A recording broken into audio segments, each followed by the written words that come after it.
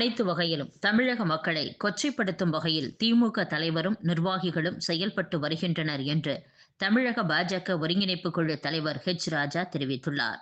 அத்துடன் தற்போது காங்கிரஸ் அரசியலில் அழிவு நிலைக்கு சென்று கொண்டிருக்கிறது. பிரதமர் நரேந்திர மோடி 2014 ஆட்சி பொறுப்பேற்ற பின் பொருளாதாரத்தில் 11வது இடத்தில் இருந்த பாரதம் தற்போது உலக அளவில் 5வது இடத்தில் உள்ளது. தற்போது IMF போன்ற சர்வதேச நிதியங்கள் பாரதம் விரைவில் 3வது இடத்திற்கு வரும் என கூறுகின்றன.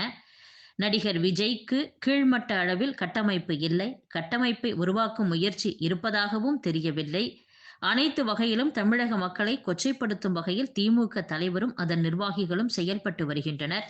அமைச்சர் பொன்முடி பேசுகையில் SC தானே என ஜாதியை குறிப்பிட்டு பேசுகிறார். அமைச்சர் KKSSR மனு கொடுக்க சென்ற பெண்ணின் மனுவை வாங்கியவரை தலையில் அடிக்கிறார் என்றும் ராஜா பேசியுள்ளார். பொங்கல் பண்டிகையின் போது CA தேர்வுகள் அறிவிக்கப்பட்டதற்கு தமிழக கட்சிகள் எதிர்ப்பு தெரிவித்த நிலையில் எப்போது பார்த்தாலும் தமிழ் விரோதி பிரச்சாரம் சிலருக்கு பழக்கமாகிவிட்டது என்று மத்திய நிதியமைச்சர் நிர்மலா சீதாராமன் காட்டமாக தெரிவித்துள்ளார். இது அரசியல் வட்டாரத்தில் பரபரப்பை ஏற்படுத்தியுள்ளது. CA தேர்வு அட்டவணை தொடர்பாக மார்க்சிஸ்ட் கம்யூனிஸ்ட் MP வெங்கடேசன் வெளியிட்ட அறிக்கையில் பொங்கல் பண்டிகை தினமான ஜனவரி 14 மற்றும் 16ஆம் தேதிகளில் CA தேர்வுகள் அறிவிக்கப்பட்டு உள்ளன. பொங்கல் திருவிழா என்பது தமிழகத்தின் தனித்துவமிக்க பண்பாட்டு திருவிழா. இதை கருத்தில் வைத்து தேர்வர்களுக்கு சிரமமின்றி தேர்வு அட்டவணையை மாற்றி அமைக்க வேண்டும் என்று மத்திய நிதியமைச்சர் நிர்மலா சீதாராமனுக்கும் ICAI தலைவர் ரஞ்சித் குமார் அகர்வாலுக்கும் கடிதம் எழுதி உள்ளேன் என்றும், பொங்கல் அன்று தேர்வுகள் எத்தனை முறை சொன்னாலும் திருந்த போவது இல்லை, அதற்காக நாம் ஓயப்போவதும் இல்லை, மத்திய அரசே தேர்வு தேதியை உடனே மாற்று, தமிழ் பண்பாட்டை அவமதிக்கும் செயலை கைவிடு என்றும் தனது அறிக்கையில் வெங்கடேசன் MP குறிப்பிட்டுள்ளார். இதேபோல தேர்வு தேதியை மாற்ற வேண்டும் என்று அமமுக பொதுச் செயலாளர் TTV தினகரன் உட்பட பல அரசியல் கட்சி தலைவர்களும் வலியுறுத்தியுள்ளனர். திமுக மாணவரணி தலைவர் ராஜீவ்காந்தி பொங்கல் அன்று CA ஃபவுண்டேஷன் தேர்வுகளை மத்திய அரசு நடத்துகிறது, தீபாவளி அன்று தேர்வு நடத்துவீர்களா என்று கேள்வி எழுப்பியிருந்தார்.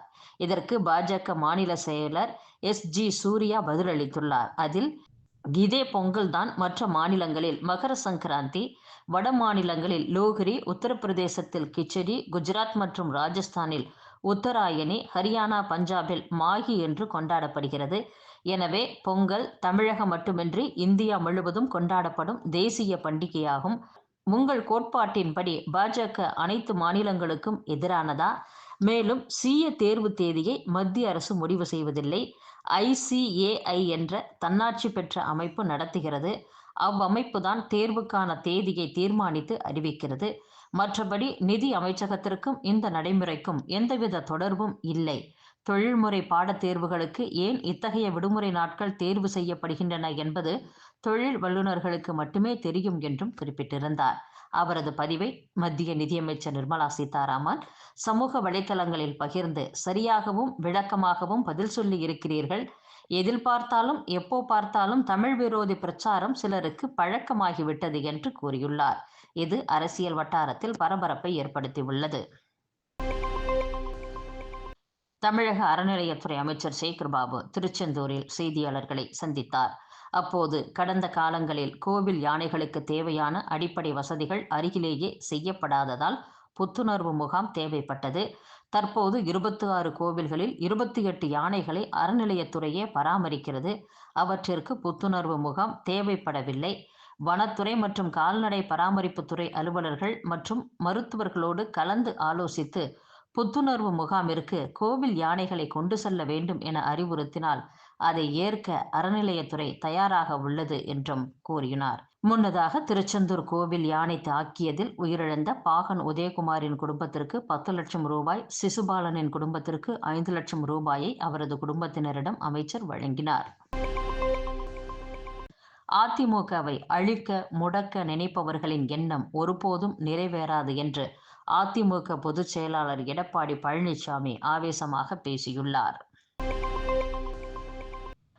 2026ஆம் ஆண்டு நடைபெறவுள்ள சட்டசபை தேர்தலில் கூட்டணி கட்சிகளின் ஆதரவோடு மு.க. ஸ்டாலின் மீண்டும் முதல்வராக பொறுப்பேற்பார் என்று மதிமுக மதிமுக எம்பி துரை வைகோ தெரிவித்துள்ளார். மருத்துவர்களை தரக்குறைவாக நடத்தும் உயர் அதிகாரிகள் மீது நடவடிக்கை எடுக்க வலியுறுத்தி பல்வேறு போராட்டங்களை அரசு மருத்துவர்கள் அறிவித்துள்ளனர். 40% குறைபாடுடைய மாற்றுத்திறனாளிகளுக்கான இடஒதுக்கீட்டை முறையாக பின்பற்றி அவர்களுக்கான அரசு பணிகளை கண்டறிந்து நிரப்ப குழு அமைப்பதற்கான வழிகாட்டு நெறிமுறைகளை மத்திய அரசு வெளியிட்டுள்ளது. டெல்லி சட்டப்பேரவை தேர்தலில் ஆம் ஆத்மி கட்சி மீண்டும் தேர்ந்தெடுக்கப்பட்டால் நிலுவையில் உள்ள அனைத்து திட்டங்களும் நிறைவேற்றப்படும் என்று அக்கட்சியின் தேசிய அமைப்பாளரும் டெல்லி முன்னாள் முதலமைச்சருமான அரவிந்த் கெஜ்ரிவால் உறுதியளித்துள்ளார். 70 தொகுதிகளை கொண்ட டெல்லி பேரவைக்கான தேர்தல் அடுத்த ஆண்டு பிப்ரவரியில் நடைபெறவுள்ளது. இந்தியாவின் அதானி குழுமம் உட்பட 7 மின் உற்பத்தி நிறுவனங்களுடன் முன்னாள் பிரதமர் ஷேக் ஹசீனா செய்து கொண்ட ஒப்பந்தங்களை மறுபரிசீலனை செய்ய வங்கதேச இடைக்கால அரசால் அமைக்கப்பட்ட குழு பரிந்துரைத்துள்ளது.